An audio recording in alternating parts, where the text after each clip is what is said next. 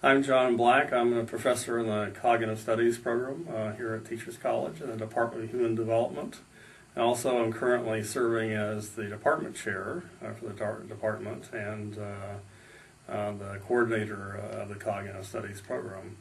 My own research is particularly involves both of these latter two things. I do basic cognitive research on things like comprehension, understanding, memory, problem solving. And most of the interventions I develop are technologically based in some way. I'm particularly interested at the current time in a new approach that's come about within basic cognitive research called grounded or embodied cognition, where one of the things we've learned from the neuroimaging is that tasks that we thought for a while were purely symbolic and abstract also have perceptual components to them. When people are thinking about it, if they really understand, have a feel for the phenomena, not just know in the abstract about it. And this is shown by the fact that the sensory areas of the brain become active when one is thinking about and trying to project what might happen in various situations, not just the symbolic areas. So this leads us to think about, well, how can we develop better educational and learning events that would allow people to build these richer, both symbolic and sensory-oriented mental representations so that they have a deeper understanding and a more grounded understanding of what they're learning. The courses that I teach within the Cognitive Studies program are two basic level courses.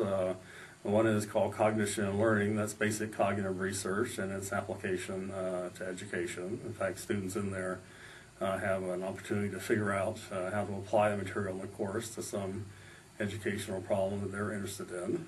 The other one is kind of at the other end for both master's students and for doctoral students. We have research practicum. I have my research practica. Those two levels meet together, and in there is where we develop research ideas that the students have and gradually evolve them into doable projects, and they then do them and come back and present the results to the group. And this goes all the way up to the most advanced, would be presenting the results from their doctoral dissertations and master's projects. So this creates a community of researchers amongst the students. They help each other out probably as much as I help them. And in fact, many times in there, I don't really have to say much because the students provide themselves, each other with the kind of feedback and advice that I would be giving them. Second level courses that include things like the psychology of media, where we look at people learning from and understanding and how it affects their outlook on the world, different kinds of media varying from text to television to video games and so forth.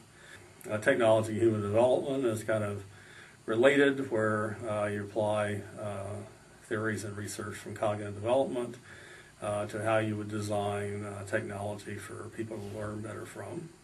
There's cognition in computers, so it's like that, similar to technology and human development, where you apply cognitive psychology to development of, actually there's a little bit of a misnomer, not just computers, but all kinds of technology.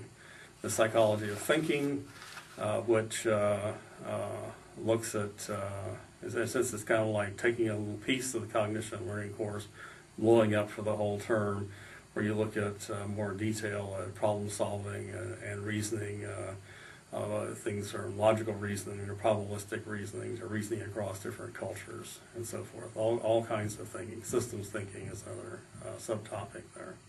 So those are the series of sort of second level courses that I teach to go along with the entry level cognition learning course and the most advanced level project oriented research practicum.